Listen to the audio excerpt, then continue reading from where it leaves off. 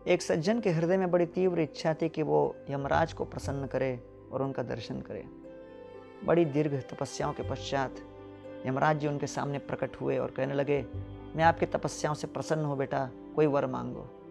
सज्जन कहते हैं, मैं जानता हूँ यमराज जी, आपसे सभी लोग घबराते हैं और मृत्यु तो निश्चित रूप से आने वाली है, लेकिन मेरे मन में एक निवेदन है।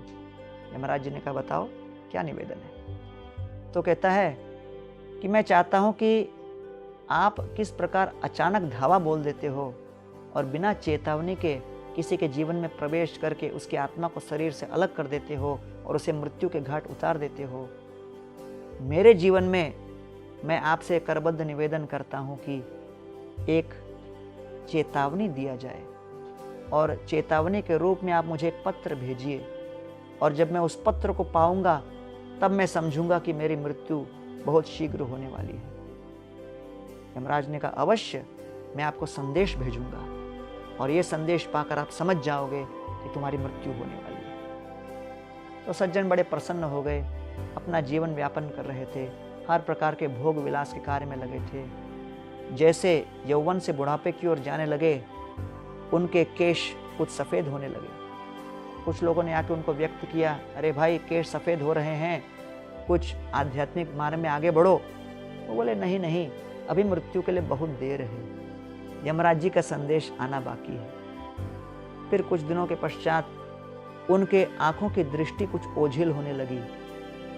फिर लोग कहने लगे, अरे तुमको ठीक प्रकार से दिख नहीं रहा है, चलो भगवान का दर्शन करने के लिए भजन आरंभ करो। कहते, नहीं नहीं, समय है भैया, यमराज जी का पत्र आना बाकी है। कुछ समय के पश्चात दांत गिरने लगे, खाने में कठिनाई होने लगी।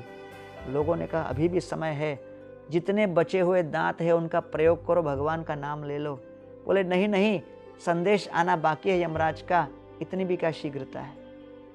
फिर अंत में उनका शरीर इतना कृश हो गया, क्षीण हो गया, पूरा रीढ़ की हड्डी पूरी तरह मुड़ गई, हाथ में डंडा लेकर चल रहे थे। लोग आके कहने लगे, अब तो भजन करो भैया, मृत्यु बहुत निकट है।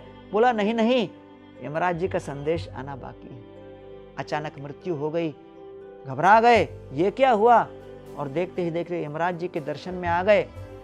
यमराज जी के सामने उच्च स्वर में उन्होंने पूछा, आपने मुझे आश्वासन दिया था कि आप मुझे संदेश देंगे और तब जाकर मेरी मृत्यु होगी, लेकिन बिना संदेश की मेरी मृत्यु हो गई, ये मेरे साथ अन्याय हुआ है, आपसे ऐसी अपेक्षा नहीं थी यमराज जी। यमराज जी कहते हैं, बेटा एक नहीं, मैंने तुमको 4-4 संदेश भेजे। अरे 4-4 कौन से? सबसे पहले आपके बाल सफेद हुए, आंखों की दृष्टि समाप्त होने लगी, दांत टूटने लगे, गिरने लगे, और शरीर क्षीण होकर हाथ में आपको डंडा लेकर चलना पड़ा। ये मेरे संदेश थे। तुमको क्या लगता है कि मैं शब्दों का कोई पत्र तुमको भेजूंगा क्या? तुमको मैंने पत्र भेजा, संदेश भेजा, ये 4 रूप में। मेरी क्या गलती है, तुम इस संदेश को समझ नहीं पाए?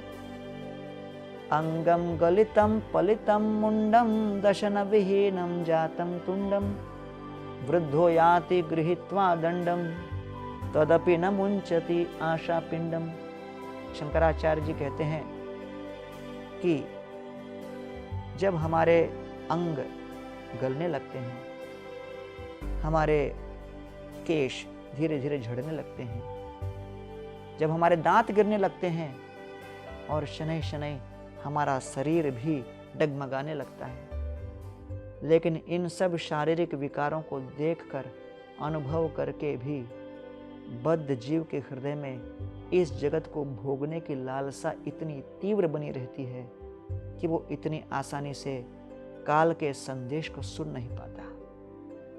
काल आकर खटखट करता है, लेकिन हमारे घर के अंदर भोग विलास की पार्टी की ध्वनि इतने तीव्र गति में चलती रहती है कि उस पार्टी के ध्वनि के अंदर हम यमराज के खटखट को नहीं समझ पाते, नहीं सुन पाते। आइए, समय से पूर्व हम आज ही आध्यात्मिक मार्ग में आगे बढ़ने के लिए सत्संग में आए और गीता भागवत को समझने का प्रयास करें।